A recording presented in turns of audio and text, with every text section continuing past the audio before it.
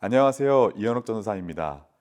오늘은 기독교가 배출한 초대교회의 가장 탁월한 사상가 어거스틴의 개종에 대한 이야기를 나눠보고자 합니다. 어거스틴은 354년 북아프리카 타가스테라는 곳에서 이교도인 아버지와 열렬한 기독교인 어머니 사이에서 태어납니다. 모태신앙이었던 것이죠.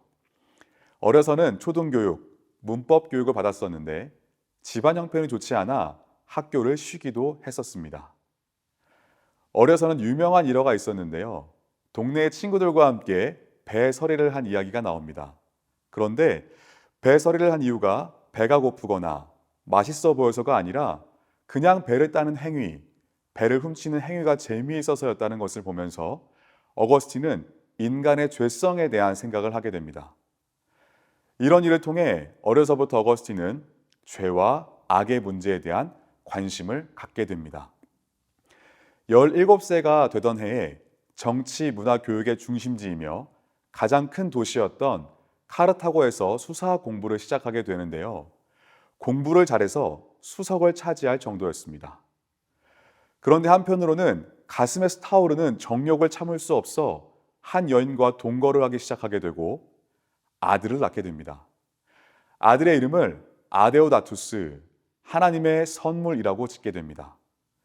이 과정에서도 자신의 욕망과 죄에 대한 관심을 갖게 됩니다. 그러면서 키케로의 홀텐시우스라는 책을 통해 진리를 사랑하고 추구하는 철학에 관심을 갖게 되는데요. 진리를 추구하는 심정으로 어렸을 때부터 보였던 성서를 읽어보며 인간의 죄와 악에 대해 알고 싶었지만 그 뜻을 이해할 수 없어서 더 이상 읽지 않고 이런 악의 문제에 대해 기독교보다 더 합리적으로 대답해 줄 수 있다고 생각한 만이교에 더 깊이 빠지게 됩니다. 만이교에서 4년 공부를 마치고 동거인과 아들과 고향 타가스테로 다시 돌아와 문법학을 가르칩니다. 어머니 모니카는 만이교에 빠진 아들을 보고 슬픔과 분노를 금치 못하는데요. 모니카는 오죽하면 어거스틴과 한 집에 살거나 식탁을 함께하지 않았습니다. 모니카는 아들 어거스틴이 다시 돌아오기를 바라며 기도를 하게 되는데 두 가지 암시를 받게 됩니다. 한 가지는 자신의 꿈이었고 다른 한 가지는 암브로시우스의 위로의 말이었습니다. 너무 염려하지 마십시오. 눈물로 기도하는 어머니가 있는 아들은 결단코 망하지 않습니다. 라는 말의 위로를 받고 어거스틴과 식탁을 같이 하게 됩니다. 1년 정도 고향 타가스테에서 수사학을 가르치다가 고향을 떠나 카르타고에서 수사학을 가르치게 되는데요. 고향을 떠난 이유는 미래의 성공을 위해서는 소도시보다 대도시가 낫다고 생각도 했지만 어렸을 때 같이 친하게 지냈던 친구의 죽음 때문이었습니다. 고향을 떠나면 친구를 상기시켜주는 것들이 적어서 슬픔이 감소할 것이라고 기대하였기 때문입니다.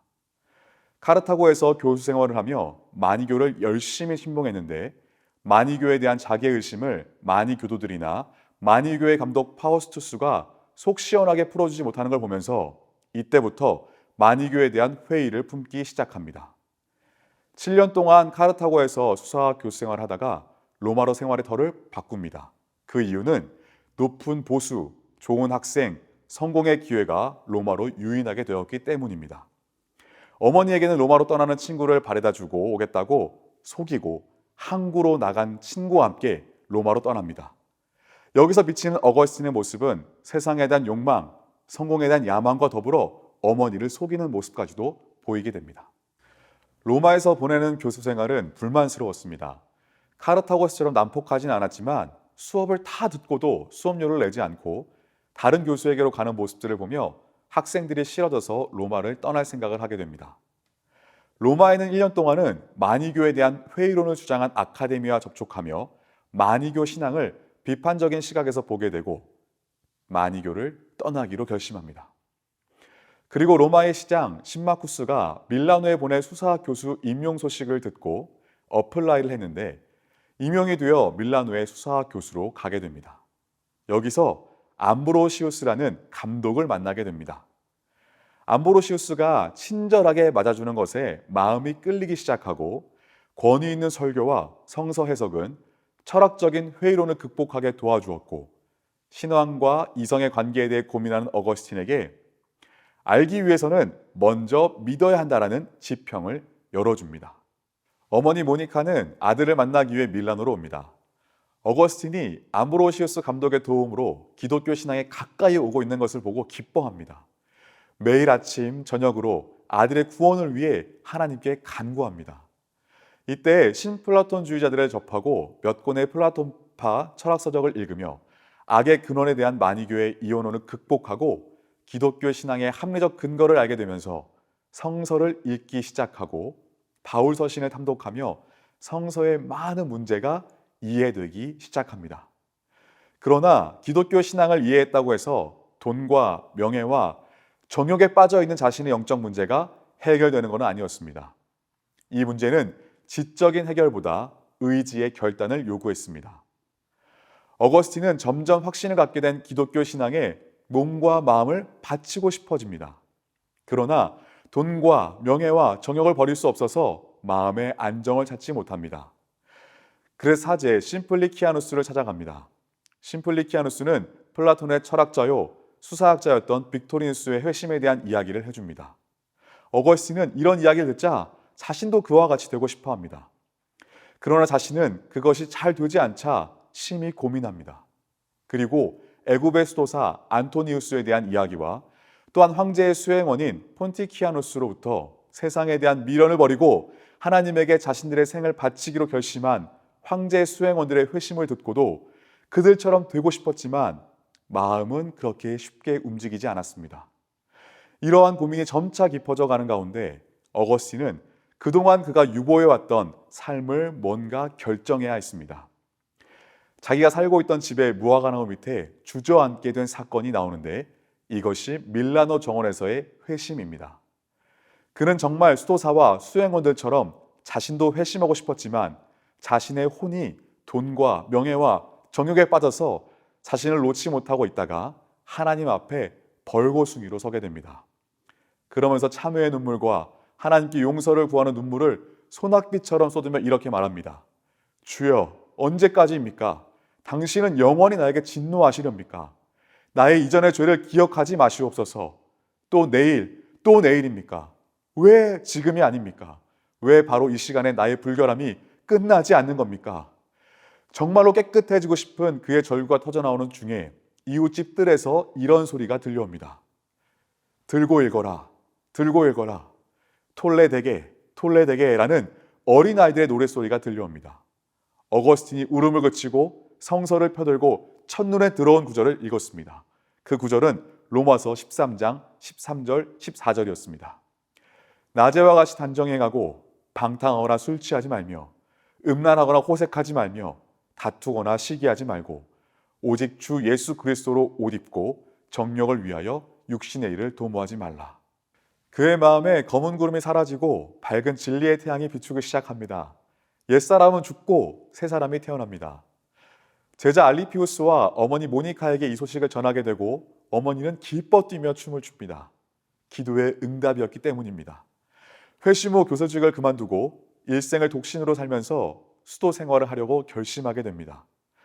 카시키아쿰에서 어머니, 아들, 제자들과 6개월 동안 휴양을 하면서 책을 쓰게 되고 세례를 위해 마음을 준비합니다. 이 당시 세례는 이전에 지었던 모든 죄를 용서받는다는 그런 개념이 강했습니다. 세례를 받는다는 것은 거의 죽음을 앞둔 사람들이 받았습니다. 그러니까 어거스틴은 죽음을 경험할 만큼 심각한 상황에서의 회심이었다라는 겁니다. 이때 쓴 책들이 초기 저서인 질서론, 독백론, 행복한 삶 등입니다.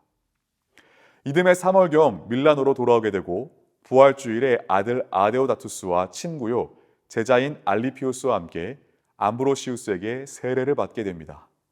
그리고 이듬해 일행과 함께 고향 북아프리카로 돌아가 수도 생활을 하기로 결정하는데 오스티아에서 배를 기다리던 중 어머니 모니카가 56세의 일기로 세상을 떠나게 됩니다. 이리하여 어거스틴은 옛생애의 종지부를 찍었습니다. 때는 주후 386년 8월 말이었습니다. 어거스틴은 질서론 2권 20장 52절에서 이와 같은 자기의 개종이 어머니의 기도 때문이라고 기술합니다. 그것은 어머니의 기도 때문입니다.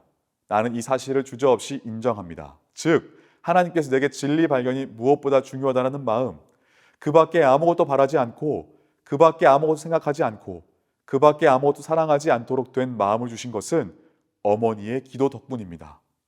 그렇게 큰 유익을 볼 수 있도록 한 것이 어머니의 기도였던 것을 나는 의심치 않습니다. 어거스틴은 참회록 5권 13장 23절에서 이렇게 고백합니다. 내가 밀라노로 온 것은 바로 암브로시우스 감독에게 온 것이었다. 이 한마디 말 속에는 깊은 의미가 포함되어 있습니다. 우리는 여러 가지 요소와 환경에 의해서 떠밀려 다니지만 결국 우리는 하나님의 선하신 섭리의 손 안에서 움직입니다. 어거스틴이 하나님의 품으로 돌아오는 데는 여러 가지 도움들이 필요했습니다. 암브로시우스, 모니카, 폰티키아누스, 알리피우스 등이 그런 도우미들이었습니다. 어거스틴은 자기가 하나님의 품으로 돌아오게 된 개종의 상황을 그의 참회록에서 계속해서 생생하게 기록했습니다.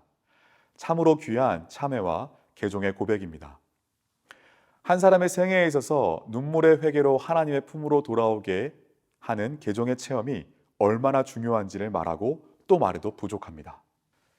저는 20대 초반에 어린이 교회 총무로 있었던 때가 있었습니다. 그때 저는 여러모로 방탕한 생활을 하고 있던 중이었습니다.